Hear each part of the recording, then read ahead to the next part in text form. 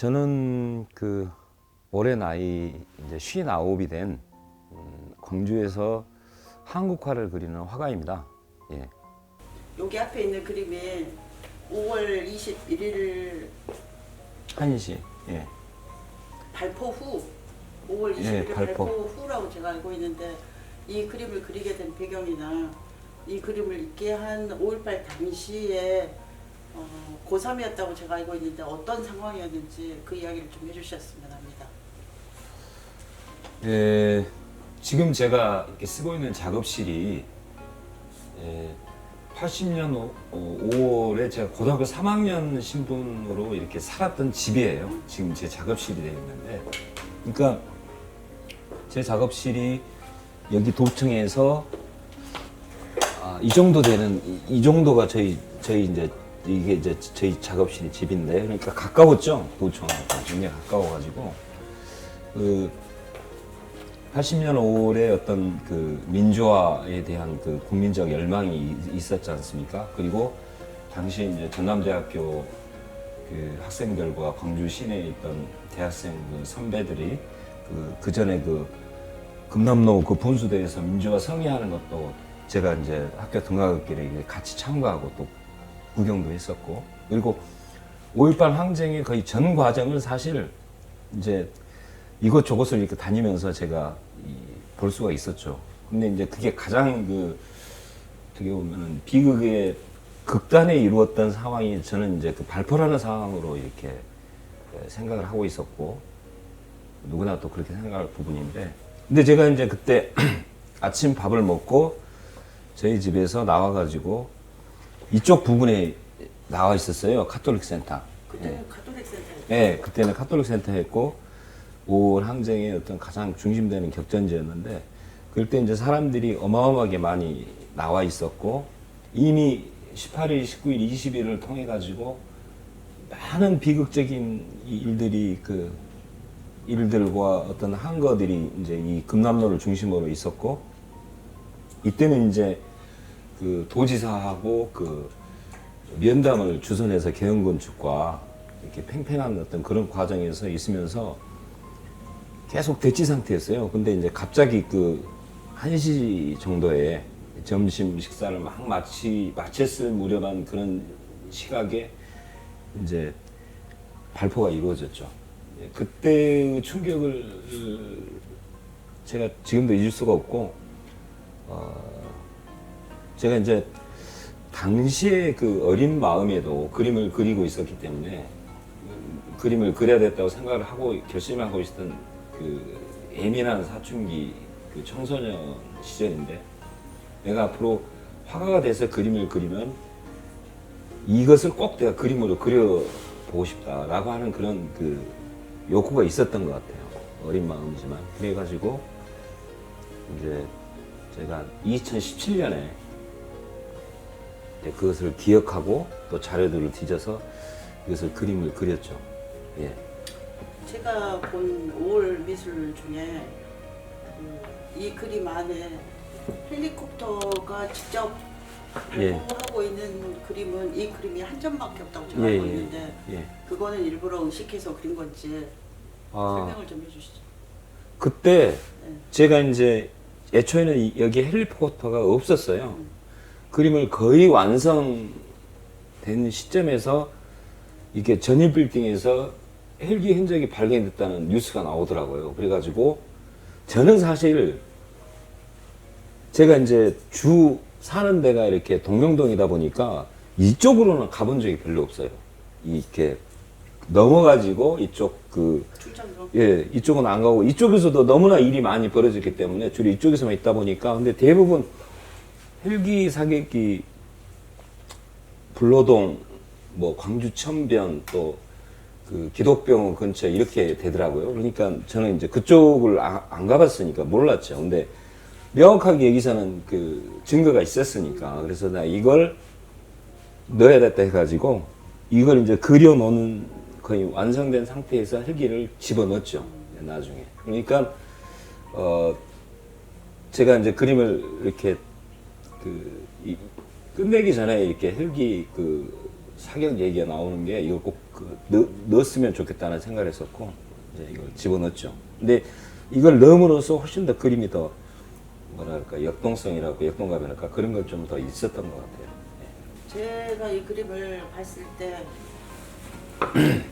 사람 숫자도 무척 궁금했고요. 예, 사람 숫자도 궁금했고 사람들이 발포와 조기 여기 마이크에서 애국가가 나온과 동시에 예, 예, 예. 총격이 시작이 되는데 예. 이 사람들의 행렬을 보면 앞은 총격이 맞아서 쓰러지고 도망을 가요. 예, 근데 여기가 YWCA죠. 예, YMCA. 예, YW. YWCA. 여기만큼은 뒤에서 오는 사람들은 아직 총격을 몰라요. 예. 그래서 앞으로 직진을 하고 있어요. 예, 그러니까 이쪽에서는 밀려 나가고 저쪽에서는 다가오는데 이걸 예. 의도적으로 그린 건지 그렇죠.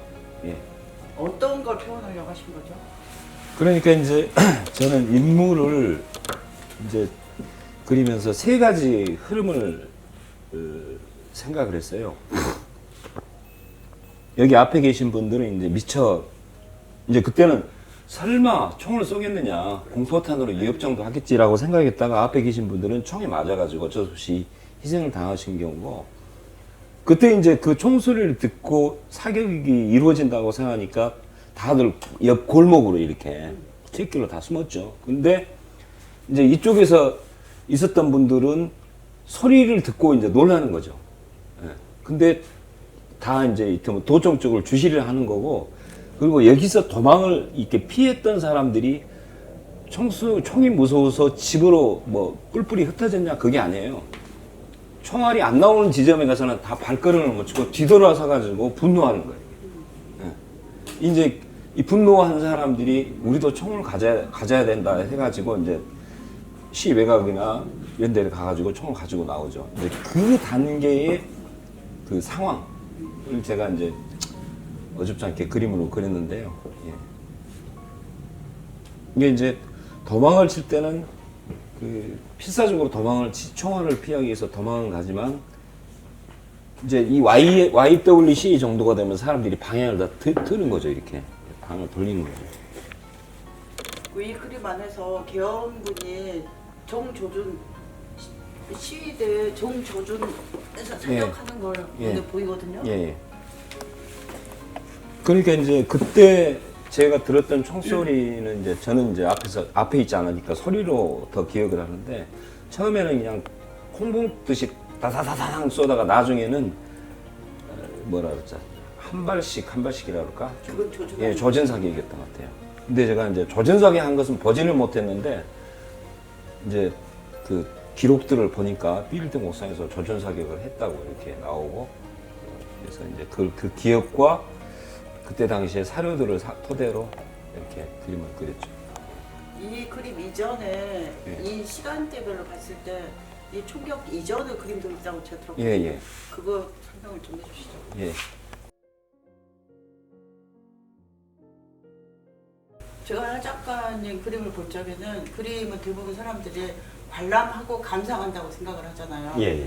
근데 쓰인 그림은 적어도 저한테는 그 역사 기록화 같은 느낌이어서 그림을 책을 보듯이 세세히 뜯어봐야 된다고 생각을 해요. 예. 근데 이 그림은 아까 5월 21일 발포 후보다 그 전 단계이기 때문에 평원에는 보여요. 예. 그 폭풍의 눈 같은. 예. 그러니까 헬기에서 삐라가 뿌려져 있고 예.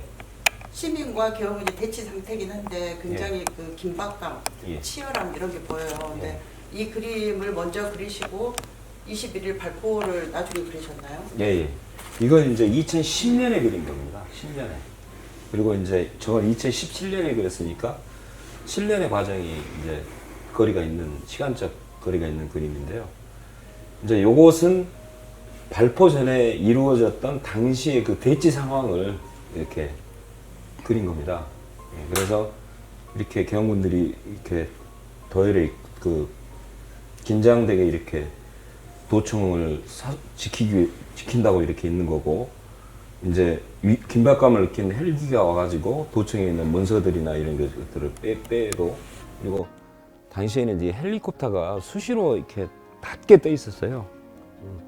그러면서 이제 굉장히 그 어떤 공포 분위기, 또 불안 분위기를 조성을 했었고, 또 저렇게 삐라를 뿌려서 그냥 유언비어에 현혹되지 말고 뭐 해라라고 하는 그런 억압적인 그런 삐라들을 이렇게 뿌렸었고, 시민들이 이제 항쟁의 소식을 듣고 이제 많은 시민들이 이제 이렇게 도청을 중심으로 이렇게 밀고 오는 그런 상황이었죠. 그러니까 이때는 사실 진압을 포기를 해요. 18, 19, 20일까지는 그 잔인무도하게 진압을 하다가 시민들이 워낙 많이 밀려 나오니까 이때는 얘들이 수세에 몰려가지고 이렇게 이제 마치 진지를 지키는 무슨 것처럼 병사들처럼 이렇게 무미건조하게 이렇게 서 있는 거죠. 하 작가님이 고3일 때 저도 고3이었고 예, 예. 하 작가님 댁은 이쯤이죠. 예, 여기죠. 이쯤. 예.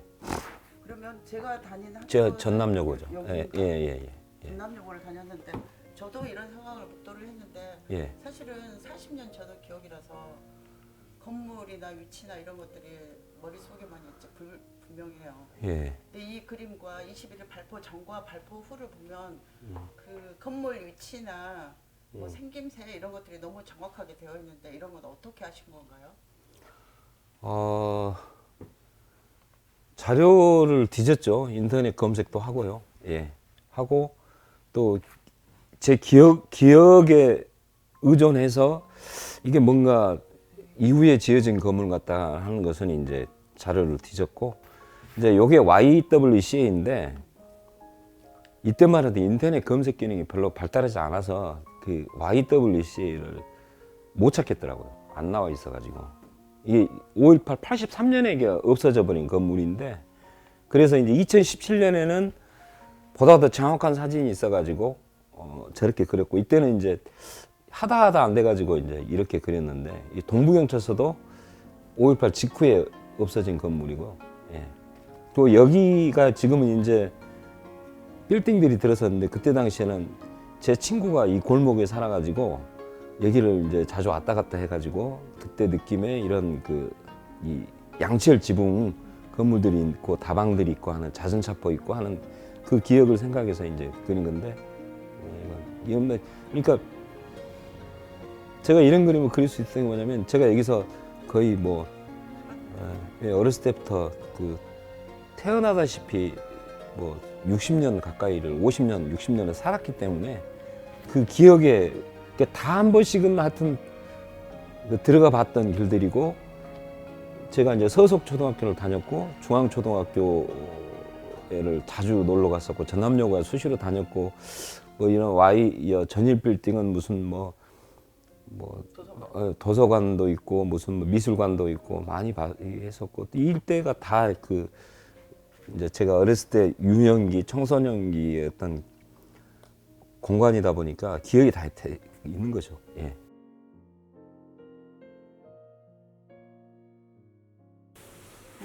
마지막 질문인데요. 1980년 민주화 운동이 있고요.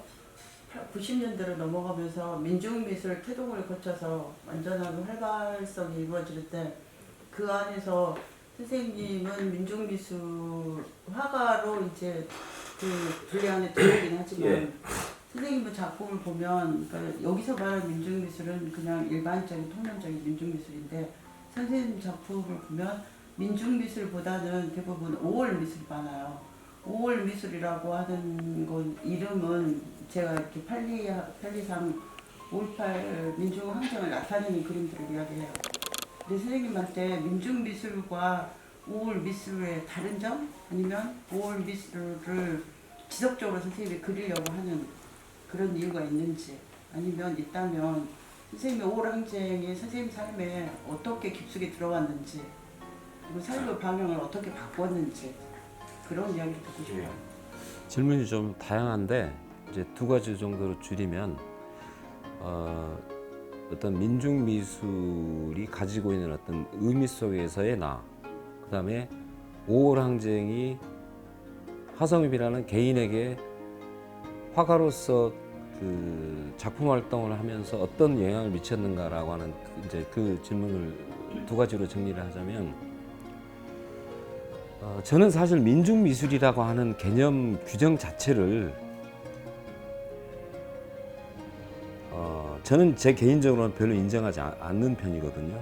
그 이유는 뭐냐면 그것은 80년대에 우리 한국 사회의 현실을 화가들이 담겠다고 하는 어떤 그 새로운 어떤 표현에 기존의 제도권들이 그 의미를 폄하시키기 위해서 붙여낸 하나의 그 규정된 개념이거든요. 그 개념을 받을 필요는 없는 거죠. 저는 뭐 화가나 작가는 기본적으로 다 리얼리즘의 소산이라고 생각을 해요. 리얼리즘이라는 게 뭐냐면은 자기가 딛고 서 있는 삶의 조건들 속에서 인간은 결코 작가는 벗어날 수 없다는 거죠. 이제 그 사이에서 예를 들면 작가가 시대의 진실과 인간의 본질을 파악하는 광부라고 표현을 하면 어떤 광부는 땅에 50m를 파고 들어가서 뭐 무연탄을 캘 수도 있고 어떤 작가는 뭐 1000m를 깊게 들어가서 다이아몬드를 캘 수도 있는 거잖아요. 그 차이의 양상이 존재할 뿐인 것이지 어떤 작가의 생각이 어떤 그림을 그리기 때문에 거기에 규정되어 있을 것이라고 생각하는 것은 저는 말이 안 된다고 생각해요. 왜 그러하냐면 이제 문학평론가였던 이 김영수라는 평론가가 이런 표현을 하는 걸 제가 기억이 나는데 자기는 대학생들이 데모하고 사회에 대해서 체제에 대응하는 것에 대해서 자기는 나는 순수 시를 쓰기 때문에 그것과 무관하다고 생각을 했대요. 그리고 어느 날 도청 금남로를 걸어가고 있는데 갑자기 계엄군이 트럭에서 내리더니 몽둥이를 들고 최루탄을 뿌리면서 진압을 하고 오더라는 거예요. 그래서 나는 내가 이런 현실과 무관한 삶을 살고 있고 그리고 순수한 시를 쓰고 있기 때문에 저 폭력 앞에서 자기는 면제가 될 줄 알았는데 그게 아니다는 거예요. 그래서 자기도 살려고 도망을 쳤다는 거예요. 근데 그 말은 뭐냐면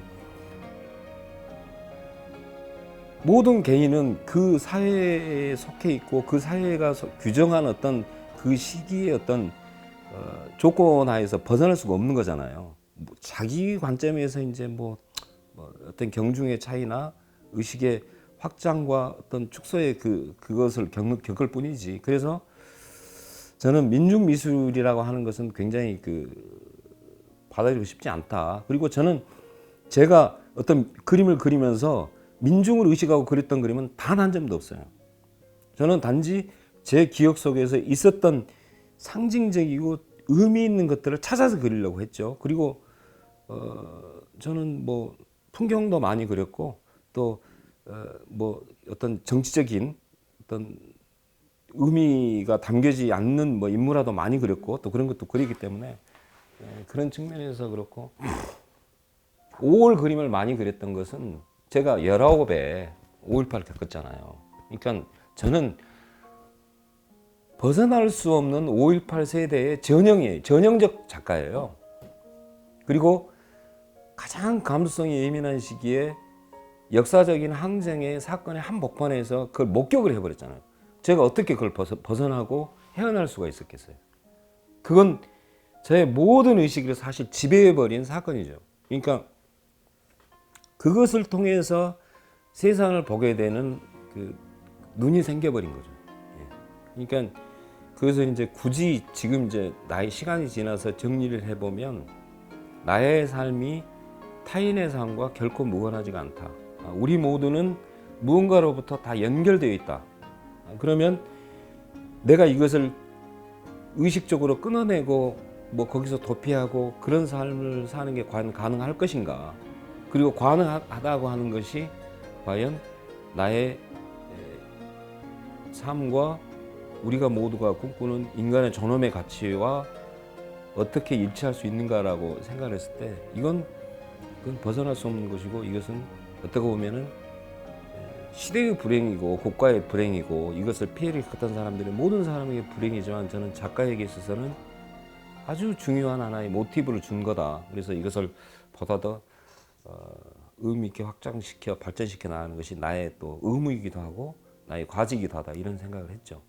좋은 말씀 잘 들었고요. 하 작가님 작품을 이해하는데 여러 그 낯설다라고 생각하지 말고 이해하는데 도움이 될 수 있는 말들을 해주셨고요. 저는 개인적 질문인데요.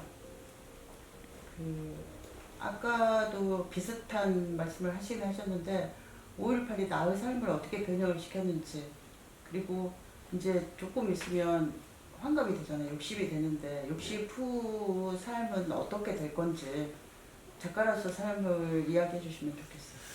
그리고 마지막 질문 중에서 어떻게 환갑이 된다는 말처럼 생경하게 들리는 얘기가 뭔데 내가 이 나이 먹도록 도대체 뭘 했을까 라고 하는 생각. 근데 이제 이런 부분이 있어요. 제가 30대에 이런 그림을 그리고 싶은 생각도 있었을 거 아니에요. 근데 그때 드는 느낌은 뭐냐면 그러기에는 내가 너무 부족하다 싶어요. 그래서 이걸 한 번 잘못해버리면 내가 다시 되돌릴 수가 없는 건데, 근데 그때 이제 제 화집에 보면은 30살 때 그렸던 그림이 하나 있어요. 박승현이라서 행렬도인데, 이제 저건 그때 이제 그 전남대에서 박승희가 이렇게 분신을 해서 이렇게 정말 광주 시민 거의 전체가 참여한 어마어마한 노제를 한 건데, 저는 이걸 그리면서 사실 광주 항쟁을 직접 그리기는 부담스럽고 해가지고 박승희 행렬도를 좀 그려보면서 광주 항쟁을 준비를 해보자라고 하는 측면 그림이 되었어요. 근데 이 그림이 이제 쉽게 말하면 저희 대표작이 중에 하나가 돼버렸는데, 근데 그때는 사실 자신감이 없었어요.